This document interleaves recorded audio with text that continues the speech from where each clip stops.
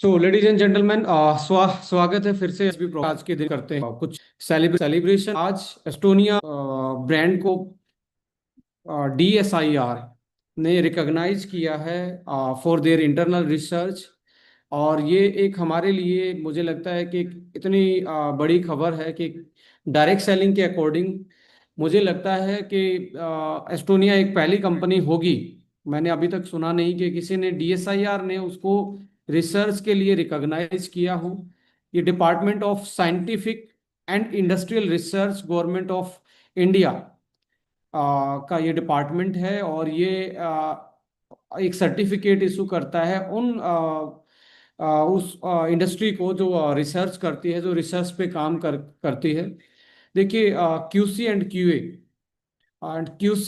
QA एक different aspect है। Quality control और क्वालिटी एश्योरेंस बहुत सारे प्लांट में आपको मिल जाएगा, बट रिसर्च एक अलग पार्ट है कि आप रिसर्च करके फिर अपने प्रोडक्ट को डेवलप करते हैं, जिससे आपकी इनोवेशन, आपकी सेफ्टी, आपका मार्केट में एक अपने आप को प्लेस करना उस प्रोडक्ट को ये आसान बनाता है। सो DSIR ने आपको रिकॉग्नाइज किया है और ये प्राउड मोमेंट है। मैं तो आप सबके साथ ये सेलिब्रेट करना चाहूँगा कि we are the research based company. भारतीय सरकार ने भी इसको रिकॉग्नाइज किया है। सो ये एक छोटा लगता छोटा सर्टिफिकेट है, या पहली बार भी सुन रहे होगे, वो बहुत बड़ा एक अचीवमेंट होता है कि गवर्नमेंट की नज़रों में आप एक रिसर्च बेस्ड कंपनी हैं।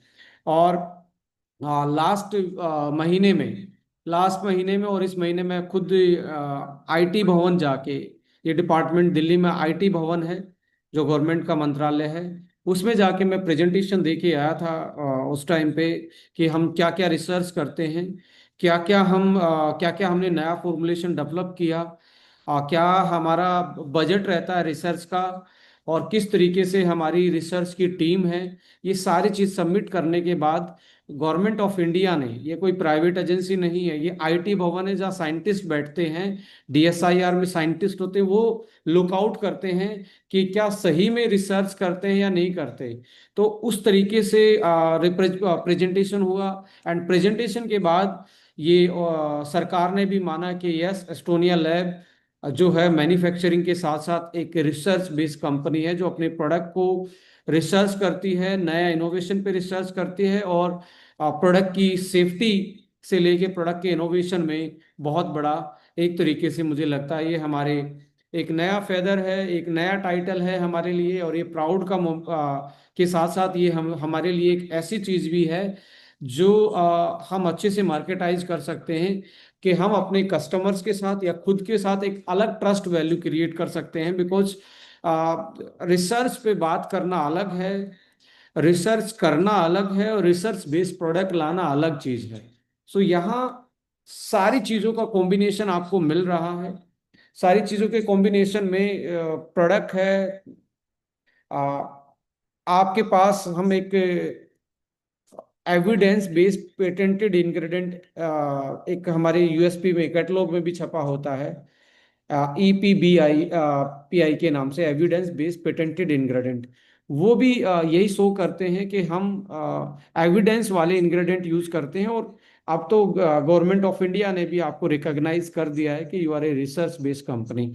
सो ये हम सब के लिए it's not only a proud moment for the management, और या जो लोग काम कर रहे हैं, रिसर्च कर रहे हैं, उनके लिए प्राउड की बात नहीं, ये हम सब के लिए प्राउड की बात है।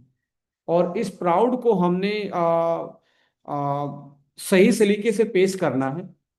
सही सलीके से पेश करने का मतलब ये है कि हमें ये भी नहीं मार्केट में करना कि दूसरे खराब हैं, बट हमें अपनी चीज को अच्छे से प्रेजेंट करना है कि we are a research based company and Indian government also recognise us as a research based company. So ladies and gentleman, हमेशा मार्केट में जब भी हम रहते हैं तो हमें एक चीज का हमेशा ध्यान रखना चाहिए कि हमें किसी को नीचा दिखाने के लिए अपनी क्वालिटी नहीं बतानी। हमें हर किसी का सम्मान करना है, रिस्पेक्ट करनी है, और बट हमें अपने आप को प्रेजेंट अच्छे से करना है।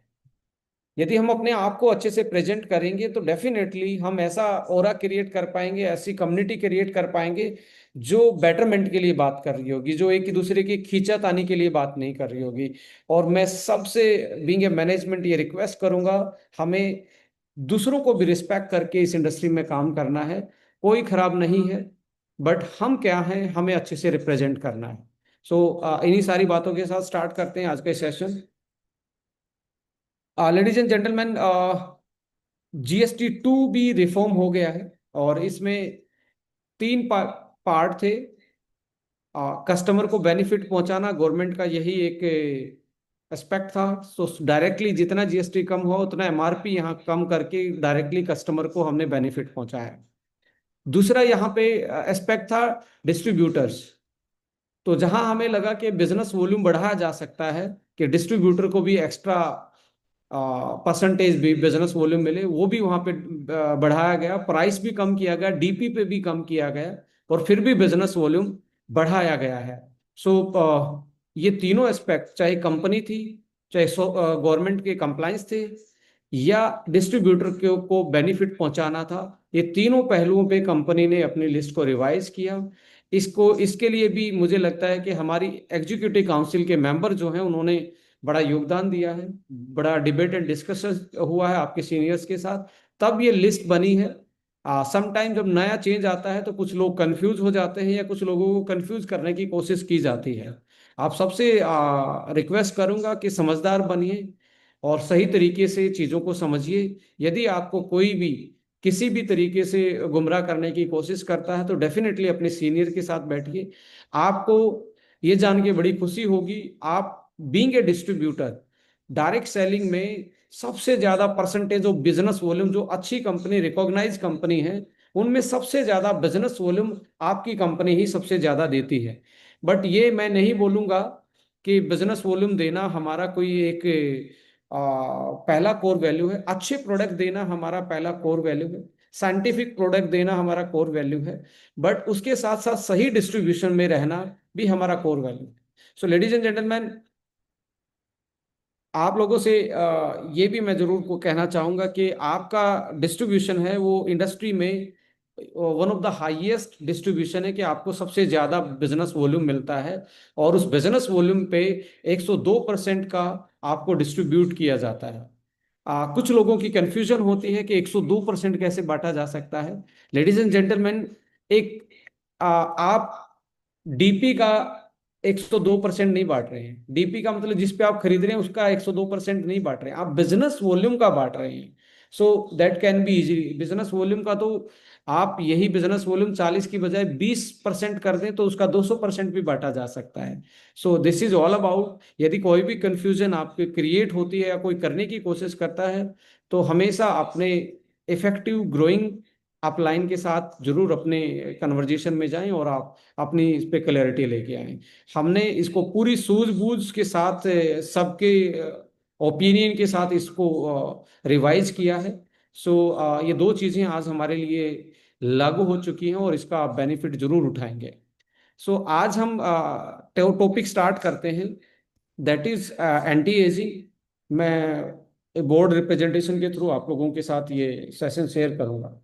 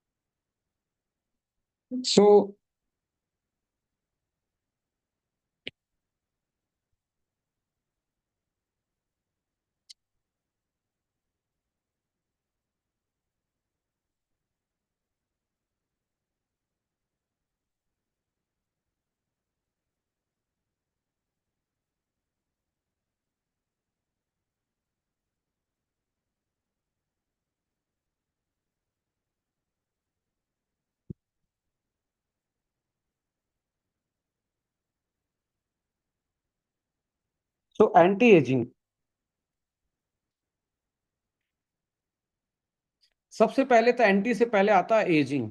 Ladies and gentleman, ageing is a natural phenomena, ये नेचुरल चीज है। जो इंसान आया है इस धरती पे वो उसको वापस जाना है। किसी का लाइफ स्पैन अलग है, हर किसी का अलग अलग है। कोई 70 साल में चल बसता है, कोई 100 साल तक जी जाता है, कोई 50 साल तक जीता है। तो नेचर ने हमें इसी तरीके से बनाया है कि आप आए हैं तो जाना निश्चिंत है। अब कैसे जाएंगे, ये बड़ा अपने आप में सवाल है। आप खुशियों के साथ जा रहे हैं, आप हेल्दी जा रहे हैं, आप हेल्दी लाइफ स्पेन कर रहे हैं, या बीमारियों के साथ आप अपनी लाइफ को सफर कर रहे हैं। सो इम्पोर्टेंट ये है कि हम हेल्दी एजिंग की तरफ कैसे जा सकते हैं। और एजिंग यदि टाइम से फास्ट हो जाए, जैसे आपकी एज है, एज जो बढ़ रही है वो फास्ट तरीके से बढ़ जाए, तो इसको आप एक डिजीज भी बोल सकते हो, एक बीमारी भी बोल सकते हो, कि एक बीमारी का रूप ले लेती है। लेडीज एंड जेंटलमैन, इम्पोर्टेंट सबसे पहले ये है कि हमें ये समझना पड़ेगा कि एजिंग क्या है और एजिंग कैसे होती है। तो इससे पहले हम अपने आप को थोड़ा सा अंडरस्टैंड करते हैं। शरीर की सबसे छोटी इकाई क्या है? इसको बोलते हैं सेल। अब ये सेल मिलके सेल, एक सेल से दो सेल, दो से चार, चार से आठ, ऐसे सेल बन के मिलके ये बना देती हैं टिश्यू को। कोशिका हिंदी में बोलते हैं इसको, उत्तक बोलते हैं। उत्तक से, टिश्यू से बनता है ऑर्गन। यहाँ बन जाता है आपके जैसे, आपके पास किडनी है, किडनी है आपके पास, आपके पास आपके ब्रेन है, आपके पास आपका ब्रेन है। इसको क्या बोलते हैं? ऑर्गन्स। ये टिश्यू से ऑर्गन्स बनते हैं। ऑर्गन्स मिलके ये सारे इकट्ठे होके आंख, नाक, कान, लीवर, हार्ट, ये एक बॉडी का रूप ले लेते हैं। और ये इस तरीके से हमारा शरीर बना हुआ है। तो सबसे छोटी इकाई ये है। इसको थोड़ा सा आप समझेंगे, नेचर ने इसको इतने ऑर्गेनाइज तरीके से बनाया है। इस पे ये बाहर का मेम्ब्रेन है। अब आप जैसे अपने घर के चारों तरफ चार चार दीवारी करते हैं, प्रोटेक्शन वॉल लगाते हैं कि घर में कोई आवारा चीज ना घुस पाए, और गेट अच्छे से लगाते हैं। और गेट पे आजकल तो लोग भी डिजिटल लगे हुए हैं कि बिना फेस को रिकॉग्नाइज किए आपका गेट नहीं खुलता। जैसे आपकी मोबाइल फोन भी आज फेस से खुल जाता है, ऐसे ही हमारी हर सेल पे एक सिक्योरिटी लॉक लगा हुआ है। ये सिक्योरिटी लॉक माने इसको एक मेम्ब्रेन है, एक परत है। ये ये इसको सेलेक्टिव मेम्ब्रेन बोलते हैं, इसको बोलते हैं सेलेक्टिव। इसका सेलेक्टिव इसलिए नाम है। और सेमी प्रीमिएबल, सेमी प्रीमिएबल इनका मैं मीनिंग समझाऊंगा। सेमी का मतलब, प्रीमिएबल का मतलब कुछ चीजों को ही परमिशन देती है अंदर जाने की, सारी चीजों को नहीं देती। सेलेक्टिव है, सेलेक्ट करके जो अच्छी चीजें वो तो अंदर जा सकती हैं, खराब चीजें नहीं जा सकती। ये इसका काम है मेम्ब्रेन का, सेल को प्रोटेक्ट करना।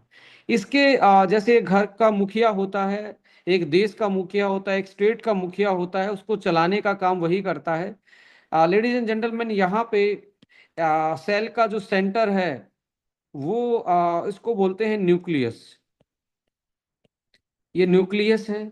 ये न्यूक्लियस ही इस सेल की सारी चीजें प्लान करता है। फाइनेंस जैसे प्लान घर का एक मुखिया करता है, क्या चीज खरीदनी है, क्या कितना बजट लगाना है, ये सारी चीजें मुखिया जैसे करता है। ऐसे ही इस सेल की सारे कार्यक्रम को न्यूक्लियस ही कंट्रोल करता है।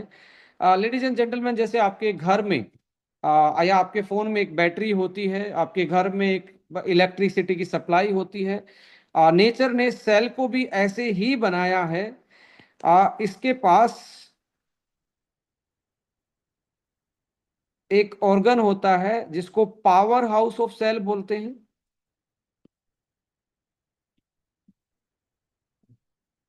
ये पावर हाउस ऑफ सेल इसलिए बोला जाता है कि सेल की सारी एनर्जी यही जनरेट करता है।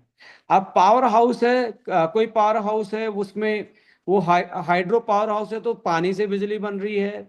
कोई थर्मल पावर प्लांट है तो वहां पे हीट से, लाइक कोयले से, लकड़ी से, उससे बिजली बन रही है। आजकल न्यूक्लियर पावर प्लांट की भी बात हो रही है तो न्यूक्लियर से। तो ऐसे ही पावर हाउस ऑफ सेल इसको भी कोई ना कोई रॉ मटेरियल चाहिए होगा। ये रॉ मटेरियल है ग्लूकोज। अब ग्लूकोज जो सेल में जाता है, वो यहाँ पे ग्लूकोज का एक अलग गेट होता है, और इसकी एक चाबी होती है, उस चाबी का नाम है इंसुलिन।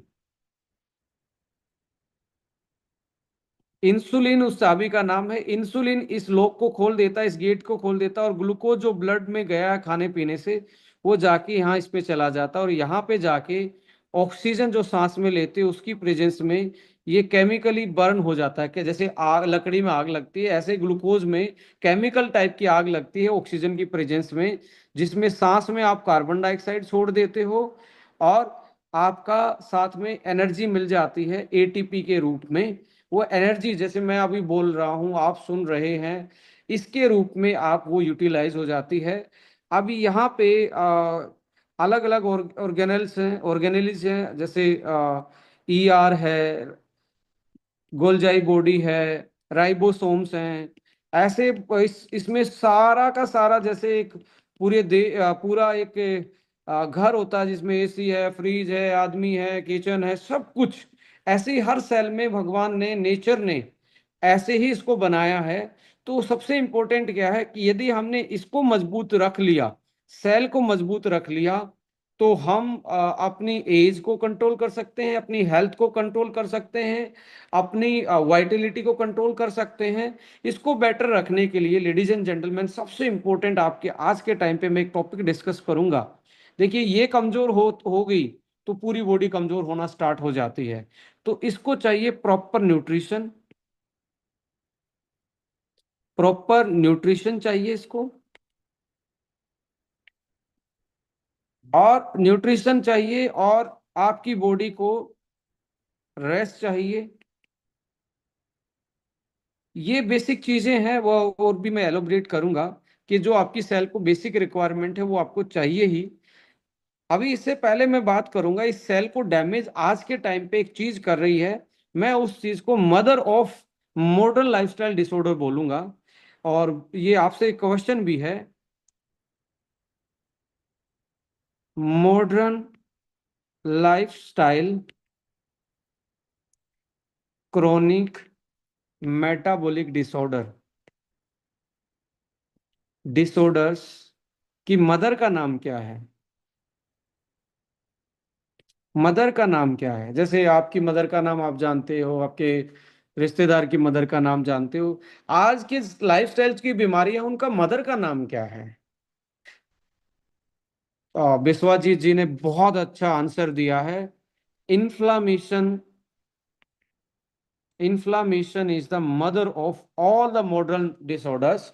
अब ये इन्फ्लामेशन क्या है लेडीज एंड जेंटलमैन? इन्फ्लामेशन जो है, ये एक्चुअली में बॉडी का एक नेचुरल हीलिंग प्रोसेस भी है। यदि इन्फ्लामेशन ना हो बॉडी में तो बॉडी हील नहीं होगी। बट इन्फ्लामेशन यदि बढ़ जाए, लेवल से ऊपर बढ़ जाए, जिसको बोलते हैं क्रोनिक इन्फ्लामेशन। अब ये क्रोनिक का मतलब है कि सपोज करो कोई इस लेवल तक ही चीजें सही थी, अब ये बढ़ के यहाँ चली जाए, तो जो एक्स्ट्रा लेवल है इन्फ्लामेशन का, ये डैमेज करना स्टार्ट कर देता है बॉडी को। और बॉडी में सबसे पहले डैमेज करेगा आपकी सबसे छोटी इकाई, सेल को, सेल के बाहर के एनवायरनमेंट को, पावर हाउस को, सेल के मुखिया को, सेंटर आपका न्यूक्लियस को, और बहुत सारी चीजों को ये अटैक करना स्टार्ट कर देता है, और डिस्ट्रक्शन स्टार्ट हो जाता है, और आपकी बॉडी धीरे धीरे कमजोर, बीमारियां, ये सारी चीजें आना स्टार्ट हो जाती हैं। सो ladies and gentleman, chronic inflammation कहाँ से पैदा हो रही है? क्रोनिक इन्फ्लामेशन सबसे पहले आप देखेंगे हमने क्या क्या अभी चेंज किया है। हमारा जो फूड है, हमारे फूड के तीन हिस्से मेन थे। एक था कार्ब, एक था फैट, एक था हमारा प्रोटीन। ये मैक्रो न्यूट्रिएंट्स हैं। इसके बाद एक हिस्सा आता है माइक्रो न्यूट्रिएंट्स। माइक्रो न्यूट्रिएंट्स में विटामिन्स, मिनरल्स, और अभी तो मैं बोलूंगा एंटीऑक्सीडेंट्स। और इसमें मैं ये भी ऐड ऑन करूंगा लाइक प्रोबायोटिक। ये पहले इस पे ध्यान नहीं दिया जाता था, बट आप इसको जरूर ऐड ऑन कीजिए। Antioxidant, probiotic also micro nutrients का काम करते हैं। आल्दो प्रोबायोटिक्स न्यूट्रिशन नहीं है, बट ये हमारे लिए हमारी बॉडी को नरिश करते हैं सेवरल वे में, वो मैं जरूर डिस्कस करूंगा। लेडीज एंड जेंटलमैन, सबसे गलती हमने क्या की है पिछले 20 साल में, हमने इस पे फोकस बढ़ा दिया और इस पे फोकस कम कर दिया। इस पे फोकस ही नहीं है हमारा। और इंडिया एक कार्ब लविंग कंट्री बन गई है। कार्ब लविंग का कैसे? आप अपने रिश्तेदार के घर जा रहे, मिठाई लेके जा रहे हो, आप कोई रिश्तेदार आ रहा है, उसको हाई कार्ब फूड खिला रहे हो, नमकीन, बिस्किट, चॉकलेट, बेकरी, स्वीट्स, मीठी चाय, शुगर एडेड चीजें, कोल्ड ड्रिंक, ये सारी चीजें क्या है, कार्ब में आती है। और बैड वाला, दो टाइप के कार्ब होते हैं। एक होता है गुड कार्ब, ये चाहिए हमें। एक होता है बैड कार्ब। बैड कार्ब में, गुड कार्ब का मतलब होता है जो नेचुरल हो, जैसे फ्रूट है, वो नेचुरल है, गुड कार्ब है। सब्जियां हैं, गुड कार्ब है, नेचुरल हैं, उसमें फाइबर है, उसमें वाइटामिन है, उसमें मिनरल्स हैं। और नेचुरल के साथ बैड कार्ब जो होते हैं वो है आपके शुगर, जिसमें चीनी डलती है, जो एक्स्ट्रा चीनी डल के बने हुए वो बैड कार्ब्स हैं। उसमें ना तो विटामिन, अब चीनी है, वाइट शुगर है, उसमें ना तो कार्ब है, सॉरी, ना तो उसमें लाइक विटामिन है, ना मिनरल है, ना एंटीऑक्सीडेंट है, ना प्रोबायोटिक है, ना फाइबर है। सो लेडीज एंड जेंटलमैन, यहाँ पे आप देखेंगे गुड कार्ब्स आपके सब्जियों से और आपके फ्रूट से आते हैं। उसके अलावा जो भी आप मीठी चीजें खा रहे हैं वो बैड कार्ब हैं। और बैड कार्ब क्या करता है, ब्लड में जाएगा। ब्लड में जैसे ही आपका कार्ब गया, कार्ब जाता ब्लड के में ग्लूकोज के रूप में।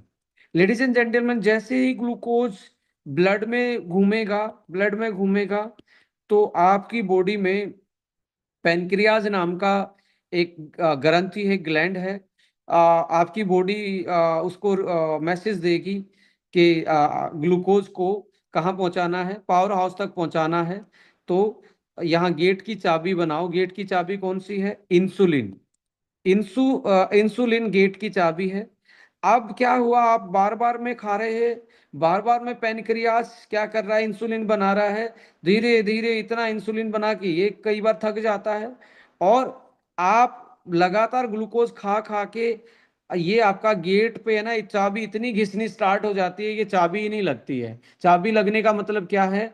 यानी कि आपका इंसुलिन की सेंसिटिविटी कमजोर होनी स्टार्ट हो जाती है, और ये गेट ओपन नहीं होता, और ब्लड जो है वो खून में बाहर घूमता रहता है, अंदर जाएगा नहीं।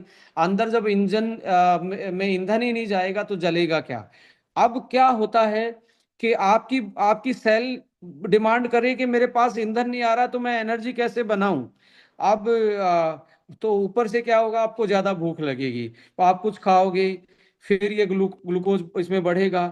अब ग्लूकोज इसमें बढ़ेगा, अंदर जा नहीं सकता, बॉडी सोच रही है मेरे पास कैलोरी नहीं है, ऊपर से भूख लगी हुई है, तो बड़ा उल्टा काम है, खाया है, बॉडी को मिला नहीं। सो इसको ही डायबिटीज बोलते हैं। सो ladies and gentleman, high carb is the inflammatory diet. High carb को लिख लीजिए, इन्फ्लामेटरी डाइट है। आप जो शुगर रिलेटेड चीजें खा रहे हैं किसी भी फॉर्म में, bakery, pastry, biscuit, chocolate, candy, या मीठी चाय, चाय में एक्स्ट्रा शुगर डाल के, sugar is the silent killer for you. अब आता है, फैट को चेंज कर दिया हमने, फैट को लेके हम रिफाइंड ऑयल में। पहले फैट क्या थी? नेचुरल थी, कोल्ड प्रेस थे, कच्ची घानी का था, या देसी घी था, उसको भी फ्राई नहीं किया जाता था। हमने फैट को चेंज कर दिया रिफाइंड ऑयल में, साथ में फैट को प्रोसेस कर दिया, फ्राई कर दिया, ये टूट गया फ्री फैटी एसिड। अब भाई साहब ये फ्री है, किसी ने किसी के जग के दरवाजे पे जाके जमा होगा, फ्री है, कहीं पे भी घूम सकता है। अब कहीं पे भी घूमेगा तो ये कहीं ना कहीं खून की नलियों में जमना स्टार्ट हो जाएगा। खून की नलियों में जमेगा तो ये पैसेज कम हो जाएगा, और यहाँ ब्लॉकेज होना स्टार्ट हो जाएगी, बीपी की प्रॉब्लम, हार्ट अटैक की प्रॉब्लम। कहाँ से आई? आपने कार्ब से तो इसके इन्फ्लामेशन कर दिया, ये यहाँ से स्वेल हो गई, ऊपर से फ्री फैटी एसिड आ गया, अंदर से पहले ही इनमें सूजन थी, ऊपर से ये फैट जमना स्टार्ट हो गया, ब्लॉकेज स्टार्ट हो गई। सो अल्टीमेटली आप फैट, आपने जिस फैट ने घी को फ्राई कर दिया, ऑयल, कच्ची घानी ऑयल को रिफाइन कर दिया, और आपके फ्री फैटी एसिड बढ़ गए, और साथ में आपकी जो ऑयल की जो सही चीज थी, ओमेगा थी, वो खत्म होना स्टार्ट हो गई। इससे आपकी बॉडी में बहुत सारे डैमेज हुए। अब इसके बारे में बड़ी मिथ है, और फीमेल्स बड़ी मिथ रखती हैं प्रोटीन के भी, मुझे क्यों प्रोटीन चाहिए, मुझे ये क्यों चाहिए, मैं तो लाइक मैं तो जिम नहीं जाती हूँ, या मेरे घर वाले तो स्पोर्ट्समैन नहीं हैं, हमें तो प्रोटीन नहीं चाहिए। देखिए, प्रोटीन के बिना आप लंबा नहीं जी पाएंगे। जिस आंख से मुझे देख पा रहे हैं, या मैं आपको देख पा रहा हूँ, ये प्रोटीन से बनी है। जो आंखों का लेंस है वो प्रोटीन का बना हुआ है। आपके सुंदर सुनहरे और ये डेंस जो बाल हैं, जो हेयर हैं, ये प्रोटीन के बने, ये नाखून प्रोटीन के बने हैं, जिसके कारण आपके जॉइंट जुड़े हुए लेगामेंट वो प्रोटीन के बड़े बने हुए हैं। आपकी स्किन प्रोटीन की बनी हुई है, आपकी मसल में प्रोटीन है। लेडीज एंड जेंटलमैन, और इससे ज्यादा मैं क्या ही बताऊं। आपका एचबी जो है, हीमोग्लोबिन जो टेस्ट करवाते हो, हीमोग्लोबिन, हीमोग्लोबिन जो है, ग्लोबिन को प्रोटीन ही बोला जाता है, हीमोग्लोबिन भी ही प्रोटीन है। सो हमें प्रोटीन हर किसी को चाहिए, अलग अलग मात्रा में चाहिए। यंग एज में ज़्यादा चाहिए, क्योंकि मसल ग्रोइंग एज है, उसमें आपको, जैसे बच्चों के केस में, आपको बहुत ज़्यादा ध्यान रखना है प्रोटीन और विटामिन मिनरल्स पे, और गुड कार्ब्स पे, और अच्छी फैट पे। बट यहाँ पे क्या है, प्रोटीन को हमने लेस कर दिया। और जिसमें प्रोटीन की कमी है, लेडीज एंड जेंटलमैन, प्रोटीन की कमी का सिंपल सा एक आप देखेंगे एक्सपीरियंस करके, जिसको बार बार में भूख लग रही है, मान के चलें, या तो उसको प्री डायबिटिक या डायबिटीज की कंडीशन है, या उसमें प्रोटीन की कमी है। ये दो ही कारण हो सकते हैं। प्रोटीन की कमी में भी बार बार भूख लगेगी, या आप डायबिटीज के केस में भी बार बार भूख लगेगी, क्योंकि बॉडी में कैलोरी सेल में नहीं जा रही, ब्लड में घूम रही है, इसलिए उसमें बार बार भूख लग रही है। या प्रोटीन की वजह से आपको बार बार में भूख लग रही है। यदि आप में प्रोटीन की कमी है तो आपको बार बार में भूख लगेगी। बट कुछ लोग इस क्रेविंग को मिटाने मिटाने के लिए फिर से कौन से फूड खाते हैं, वो फूड खाते हैं, वो वाले जो फूड जंक फूड हैं, जो हाई कार्ब वाले हैं, जो बैड कार्ब वाले हैं। और फिर से उसने खाया, ब्लड में चला गया, ग्लूकोज बढ़ा, इंसुलिन, फिर से पैनक्रियास बोलता भाई साहब कितना काम करवाओगे, वो थक जाता है। तो इसलिए प्रोटीन को आपको फोकस करना चाहिए यदि आप लंबा जीना चाहते हैं, अच्छा जीना चाहते हैं, इन्फ्लामेशन कम करना चाहते हैं। गुड फैट, घी है, कच्ची घानी का है, या ऑयल है अपने, जो पंपकिन सीड है, फ्लैक्स ऑयल है, फिश ऑयल है, ये ओमेगा वाले हैं। इससे भी आपका इन्फ्लामेशन कंट्रोल होता है। यदि ये हमने चेंज नहीं किया, तो यही जो हमारी मेडिसिन थी, हम क्या बोलते थे पहले, फूड इज ए मेडिसिन, भोजन ही आपका मेडिसिन है। Use your food as a medicine, don't use the medicine as a food. अभी मेडिसिन क्या थी, इसमें फाइबर था, वो खत्म कर दिया। वो प्रोबायोटिक पेट अच्छा रखता था, ये मेडिसिन थी। कार्ब में, फैट में ओमेगा था, वो खत्म कर दिया, वो मेडिसिन था। प्रोटीन में आपका गुड प्रोटीन की क्वालिटी थी, वो आपने फ्राई करके जला दिया, वो मेडिसिन था, वो खत्म हो गया। तो आपने यहाँ से मेडिसिन, अब यहाँ वाइटामिन मिनरल्स जो है, प्रोसेसिंग करके इनको कम कर दिया। अब आपने अच्छे से सीटी मरवाई, फ्राई कर दिया, इतना हाई टेम्परेचर पे उसको पकाया है, तो बहुत सारे विटामिन मिनरल्स खत्म ही हो जाते हैं, एंटीऑक्सीडेंट खत्म हो जाते हैं, प्रोबायोटिक और फाइबर खत्म हो जाते हैं। तो ये मेडिसिन थे, बट आपने फूड को मेडिसिन छोड़ा ही नहीं, फूड को ओनली मूड के अकॉर्डिंग यूज कर लिया। तो यहां से स्टार्ट हो गया इन्फ्लामेशन।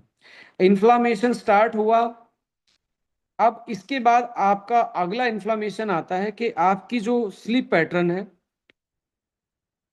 स्लीप पैटर्न जो है, नींद का, सोने का टाइम एक नहीं है।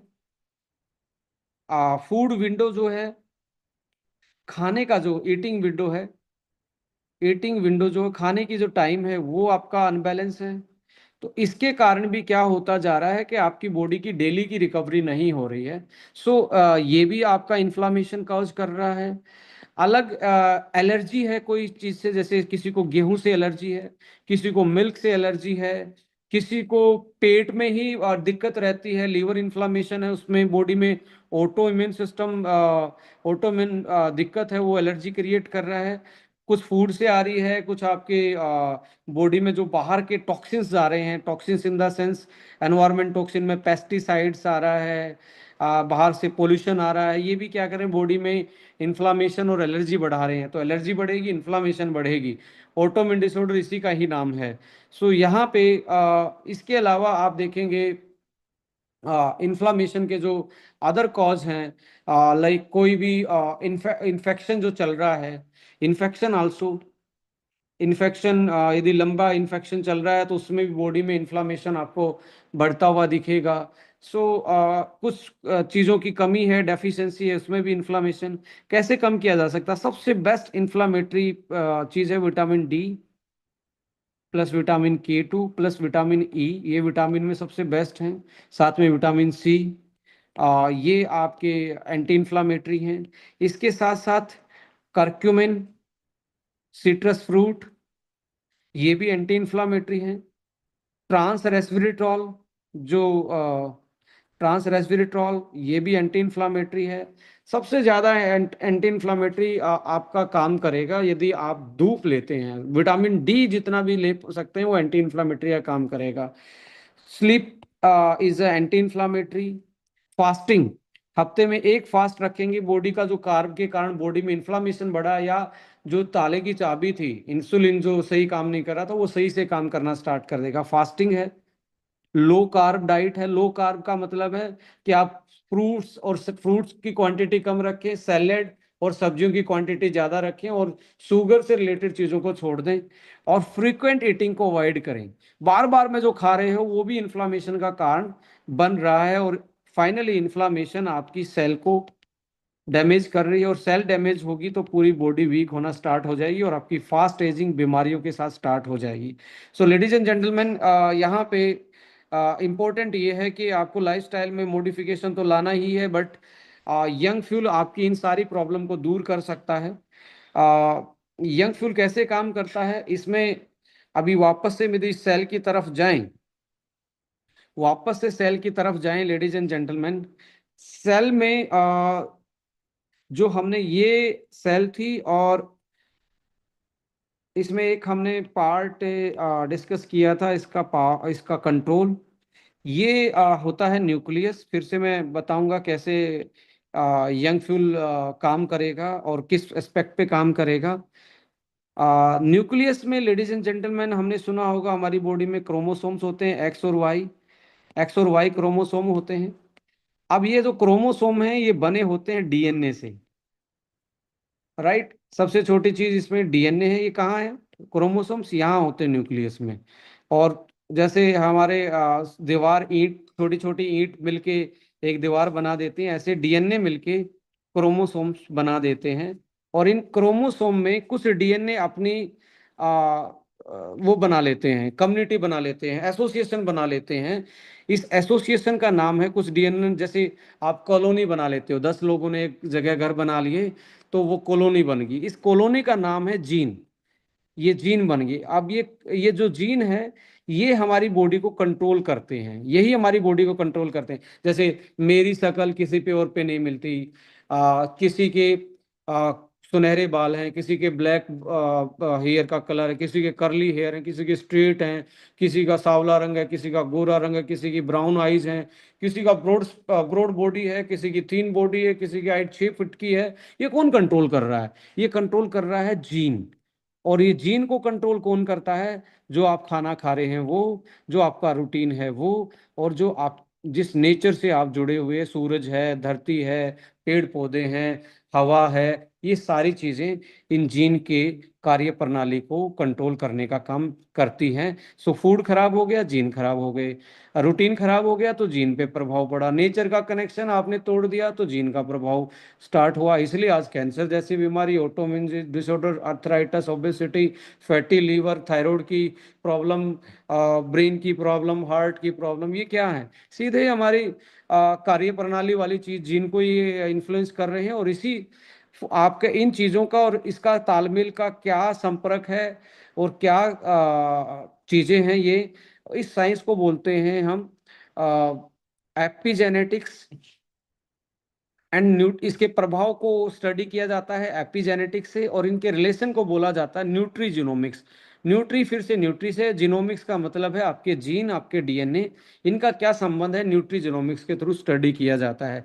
सो लेडीज एंड जेंटलमैन, ये पाया गया एक ऐसे जीन हैं बॉडी में जो आपकी एज को कंट्रोल करते हैं, आप कितना लंबा जियोगे, वो जीन आपकी बॉडी में भी, सबकी बॉडी में पाए जाते हैं। मैं हूं, आप हैं, आपके पेट हैं, आपके डॉग हैं, आप प्लांट हैं, कुछ भी है, सब में एक ऐसे जीन होते हैं जो आपकी एज को कंट्रोल करते हैं। और इंसान में पाए जाने वाले जीन का नाम साइंटिस्टों ने रखा सर्ट्यून्स जीन्स।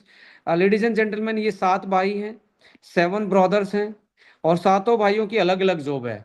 कोई प्राइवेट जॉब कर रहा है, कोई सरकारी कर रहा है, कोई बिजनेस कर रहा है। ऐसे ही सातों का अलग अलग काम है। कोई आपकी बॉडी के स्ट्रेस को कम कर रहा है, कोई इन्फ्लामेशन को कम कर रहा है, कोई एक सेल से नई सेल बनाने का काम कर रहा है, क्योंकि जब तक नई सेल नहीं बनेगी आपकी बॉडी यंग नहीं रहेगी। कोई आपके ग्लूकोज को सही कर रहा है, ग्लूकोज को डायबिटीज से बचाने का काम आपका कर रहा है, इंसुलिन की सेंसिटिविटी को इंक्रीज कर रहा है।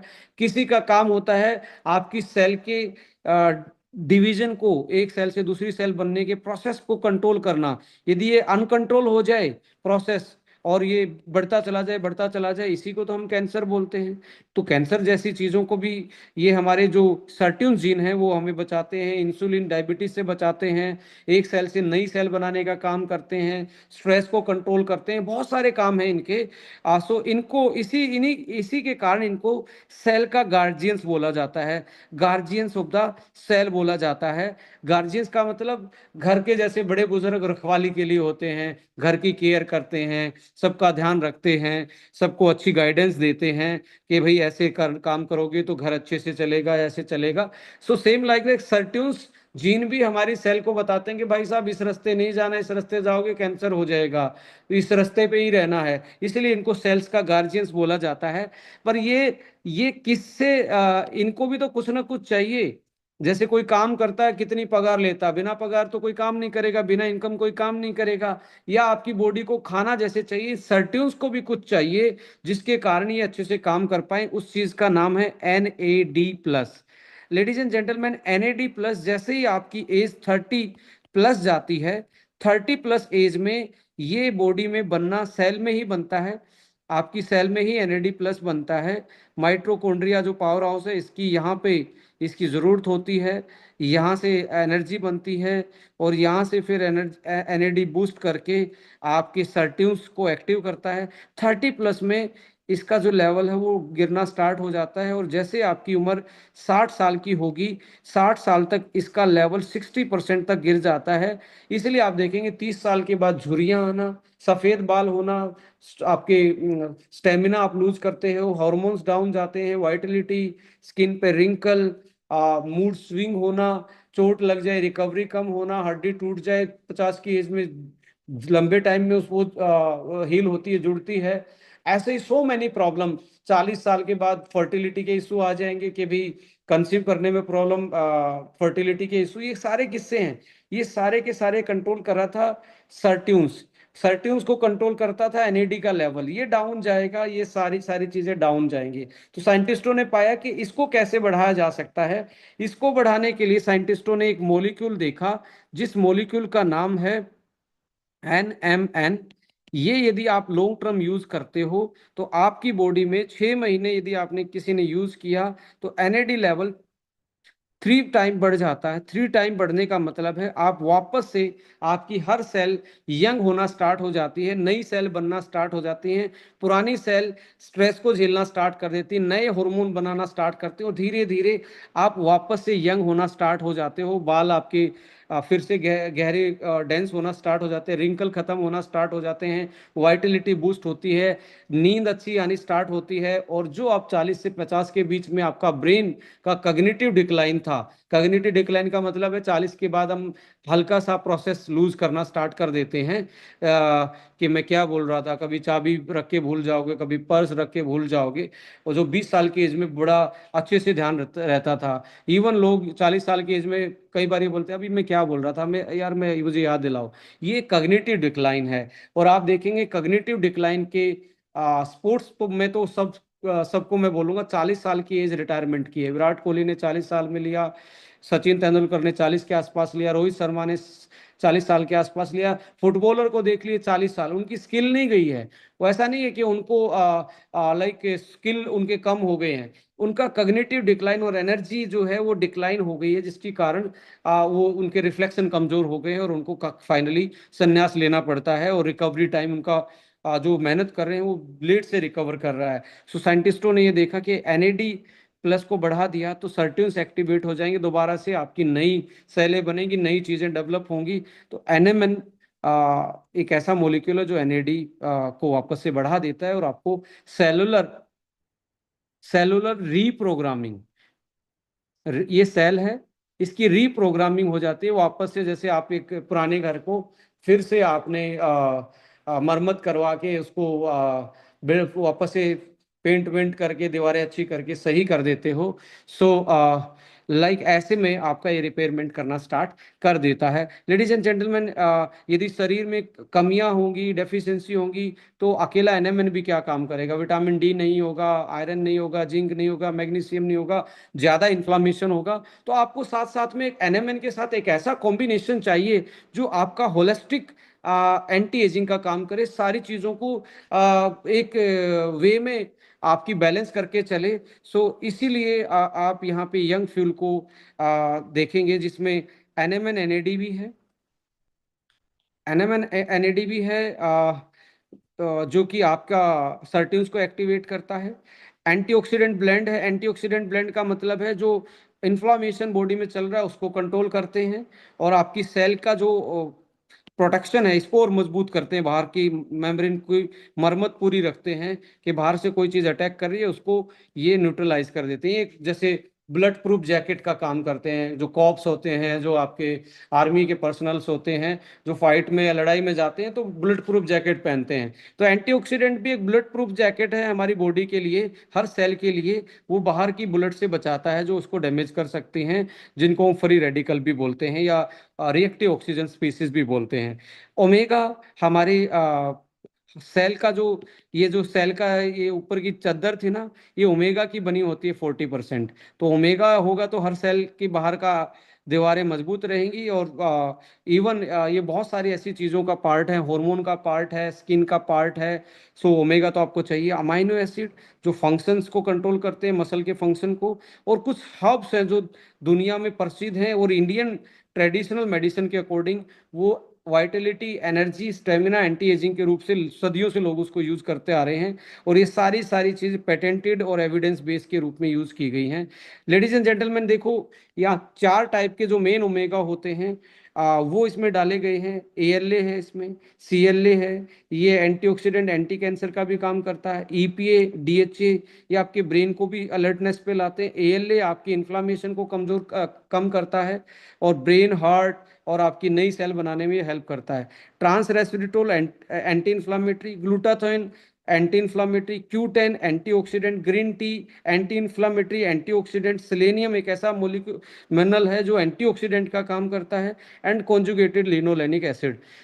यहाँ पे आप देखेंगे सर्ट्यून्स को, डीएनए को और माइटोकॉन्ड्रिया पावर हाउस को, और आपका जो डीएनए है और आपके जो जीन्स हैं उनको फिर से एक्टिवेट, रिपेयरमेंट का काम करते हैं ये वाली चीजें। एनएमएन अकेला नहीं, इसमें एनएडी भी है, टीएमजी भी है, ट्राई मिथाइल ग्लिसाइन ग्लाइसिन। ये डीएनए को रिपेयर करता है। जैसे आपकी दीवार टूट गई, फट गई, वापस से प्लास्टर किया, फिर पेंट कर दिया, ऐसे ही आपका बाहर से वापस से डीएनए को मोलिकुलर लेवल पे रिपेयर करने का काम टीएमजी करता है।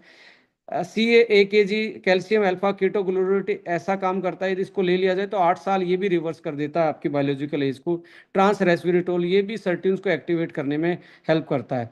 सदियों से कोर्डिसेप्स को यूज किया जाता है, जिसको हिंदी में कीड़ा जड़ी बोला जाता है। बायोप्रिन, जिंक, B3, ये वाइटलिटी, इम्यूनिटी, एनर्जी को सही रखता है। और ये एंटीऑक्सीडेंट के रूप में करक्यूमिन एंटी इन्फ्लामेटरी, स्टिरोबिलिन एंटी इन्फ्लामेटरी, बायोप्रिन एक ऐसा कॉम्बिनेशन है चीजों का जो आपको मल्टीपल बेनिफिट देता है एंटी एजिंग में भी, और बॉडी की बहुत सारी जो बॉडी में वियर एंड टीयर चल रहे हैं उसको रिपेयर करने का काम ये करता है। और लोगों ने इसके इतने बेहतरीन रिजल्ट लिए हैं, इतनी टेस्टिमनी हमारे पास डेली आते हैं कि किसी के बाल स्ट्रोंग हो गए, किसी के बाल वो सफ़ेद से भी कुछ लोगों ने जो वाइट वो हेयर थे वो रिवर्स कर लिए इससे।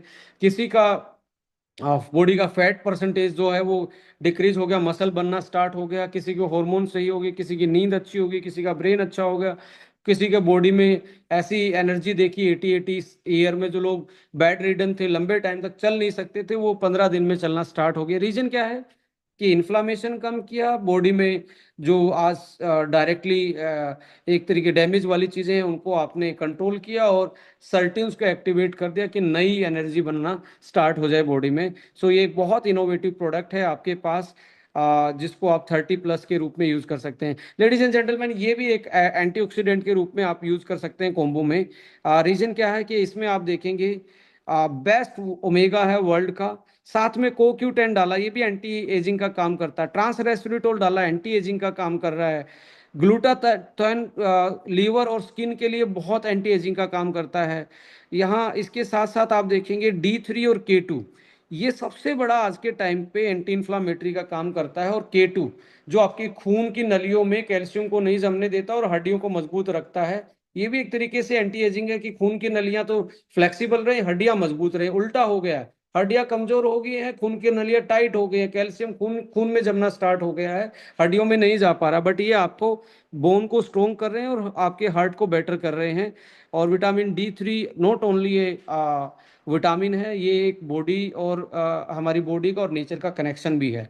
सो इसको एस्ट्राजेंथिन ब्रेन के लिए एंटी एजिंग का काम करता है। और विटामिन ई ये पूरी बॉडी की सेल का जो बाहर की मेम्ब्रेन है उसको एक तरीके से जैकेट का काम कर रहा है एंटीऑक्सीडेंट के रूप में। सो लेडीज एंड जेंटलमैन, एक ऐसा ओमेगा है जो फर्स्ट टाइम आपको मल्टीपल बेनिफिट दे रहा है। अकेला क्रिल ऑयल आपको मार्केट में मिल जाएगा इतना, ये चीज़ें साथ में नहीं मिलेंगी, ये चीज़ें साथ में नहीं मिलेगी, इसमें ये एक्स्ट्रा एड ऑन किए गए आज की जो हमारी रिक्वायरमेंट है लोगों की उसको देखते हुए। सो यहाँ पे आप ये एक बेस्ट कॉम्बिनेशन आप यूज कर सकते हैं। इसके साथ साथ आप आपकी स्किन जो है वो कोलाजन से बनी होती है। यहाँ मेराइन कोलाजन भी एक एंटी एजिंग के रूप में आप यूज कर सकते हो। रिंकल जिसके स्किन पे ज्यादा रहते हो तो यंग के साथ मेराइन कोलाजन और क्रिल एक बहुत बेटर कॉम्बिनेशन बनता है।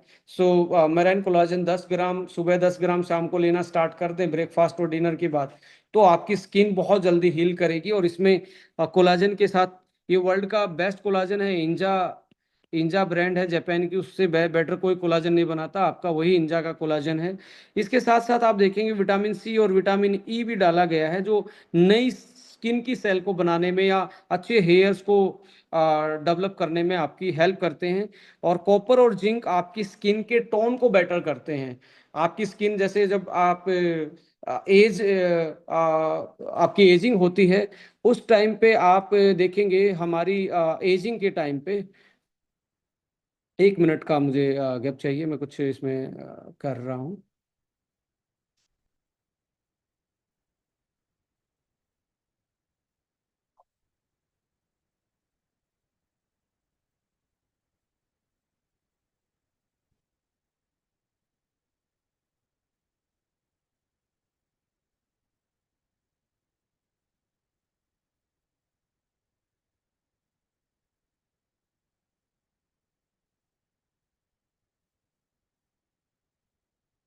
तो ladies and gentleman, zinc and copper आपकी स्किन का जो है इवन टोन करता है। इवन टोन का मतलब जैसे एज बढ़ती है तो आपकी टोन चेंज होती है। स्किन के एक एरिया में आपका डार्क कॉम्प्लेक्स होता है, एक एरिया में ज़्यादा ब्राइटनिंग दिखती है। ऐसे में जिंक एंड कॉपर जो है हेयर और स्किन को दोबारा से रिकवर करने में और इवन टोन करने में हेल्प करते हैं। बायोटीन आपके बालों के लिए बहुत अच्छा, तो एक प्रॉपर कॉम्बिनेशन में ये प्रोडक्ट आपको देखने को मिलता है। अश्वावन आप यूटिलाइज कर सकते हैं यदि आप बहुत ज़्यादा स्ट्रेस में रहते हैं, स्ट्रेस के कारण आपको इन्फ्लामेशन आ रहा है या एजिंग आ रहे हैं, तो उस केस में आप अश्वावन को कॉम्बिनेशन में यूज़ कर सकते हैं। और एसबीटीसी से तो आप सुबह की शुरुआत करते हैं तो वो पहला कदम है एंटी एजिंग की तरफ। सो लेडीज एंड जेंटलमैन, यहाँ पे प्रोडक्ट का यहाँ पे मैं इतना ही बोलूँगा कि ये कुछ प्रोडक्ट है जिनके कॉम्बिनेशन आप यूज़ कर सकते हैं।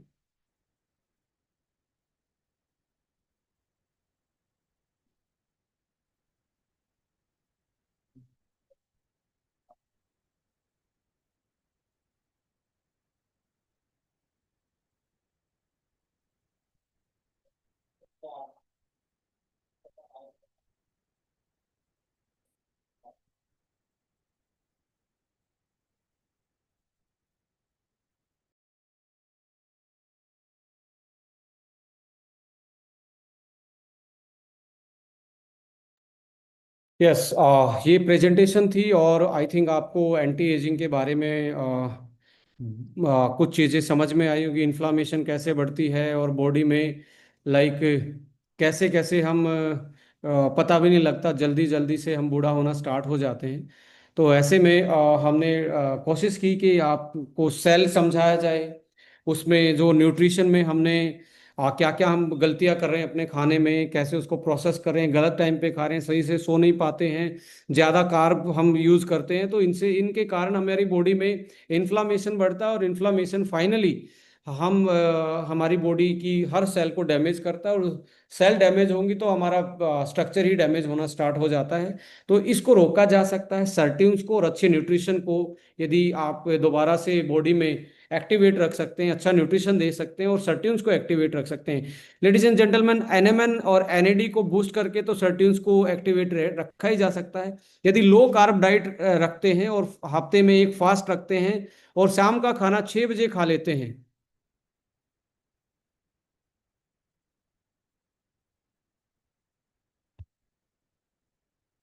शाम का खाना यदि आप 6 बजे खा लेते हैं तो ऐसे में आप अल्टीमेटली सुबह का जो खाना है और शाम के खाने में यदि 14 घंटे का गैप रखते हैं मिनिमम, तो वो भी एंटी एजिंग का काम करता है। सो यहाँ पे इम्पोर्टेंट चीज ये है, लाइक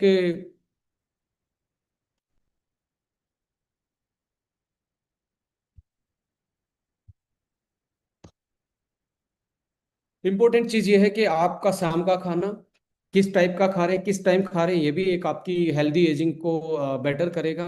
दूसरा ये है कि आप लो कार्ब खाते हैं, फास्ट रखते हैं और एक्सरसाइज करते हैं, इससे भी सर्ट्यून्स एक्टिवेट रहते हैं। और एनएमएन यदि आप लगातार यूज कर लेते हैं और साथ में उसमें कुछ अच्छे कॉम्बिनेशन जो एंटी इन्फ्लामेटरी और बॉडी के बिल्डिंग ब्लॉक्स का काम करते हो, एंटीऑक्सीडेंट हो साथ में, तो डेफिनेटली आप लंबा जिएंगे और हेल्दी जिएंगे। और फर्क आपको साफ दिखता है। जो भी इसको प्रोडक्ट को यूज करता है उसका अगले महीने ही उसको साफ नजर आता है, उसकी नींद में, उसकी एनर्जी में, उसके बिहेवियर में, उसकी स्किन पे, उसके हेयर पे, ये साफ आपको इफेक्ट देखने को मिलता है। सो यहाँ पे बस फिर से मैं आप लोगों को बधाई देना चाहूँगा कि डीएसआईआर ने आपको रिकॉग्नाइज किया है as a research based company, research based manufacturing unit. So ये प्राउड की बात है और डायरेक्ट सेलिंग में एक नया फीदर आप इसको मान सकते हैं, एक नया टाइटल मान सकते हो कि हम एक ऐसे ऑर्गेनाइजेशन का रूप ले रहे हैं जो रिसर्च में बिलीव करता है, जो साइंस में बिलीव करता है, जो प्रोडक्ट की सेफ्टी में, इनोवेशन में और रिजल्ट में बिलीव करने वाले हैं। और हम यहाँ पे कोई मैजिक साइंस नहीं बताते हैं कि मैजिक साइंस है, चमत्कार है, चमत्कार नहीं है, या साइंस है। जैसे हमने आज एनएमएन के बारे में, एंटी एजिंग के बारे में पढ़ा, कैसे हमारे बॉडी कैसे कंट्रोल होती है, कैसे हमारे बॉडी का कलर, हाइट, रंग, रूप, बॉडी का बिल्डअप किस कौन कंट्रोल करते हैं, जीन के बारे में समझा और जीन को क्या चाहिए, और एंटी एजिंग के जीन कौन से हैं और उनको क्या चाहिए। ये सारी चीज़ें साइंस बेस्ड हैं और साइंस के बेस पे ही हम प्रूव चीज़ों का एविडेंस एंड प्रूवन करते हैं कि यस ये रिजल्ट आपका देगा। सो मेरा बिलीव नहीं है, ये साइंस का बिलीव है। बस मैं एक माध्यम बनता हूँ आप लोगों तक चीज़ें सही तरीके से पहुँचाने के लिए। So thank you so much, आप लोगों ने फिर से इसमें हाउसफुल गैदरिंग की और इस सेशन को फिर से आपने सबके साथ मिलकर साझा किया। Wish you all the best और जीएसटी 2.0 की भी ढेर सारी बधाइयाँ आपको, और डीएसआईआर का रिकग्निशन की भी ढेर सारी बधाइयाँ, और नवरात्रों की भी मैं सबको ढेर सारी बधाइयाँ दूंगा। और सबसे यही अपील करूंगा कि जरूर हम एक ऐसी कम्युनिटी का निर्माण करें, बिल्डअप करें, जो दूसरों की रिस्पेक्ट कर पाए और अपने काम को सही सच्चे मन से डेवलप कर पाए और अपनी लाइफ को बेटर कर पाए। Thank you so much. जय हिंद, जय भारत।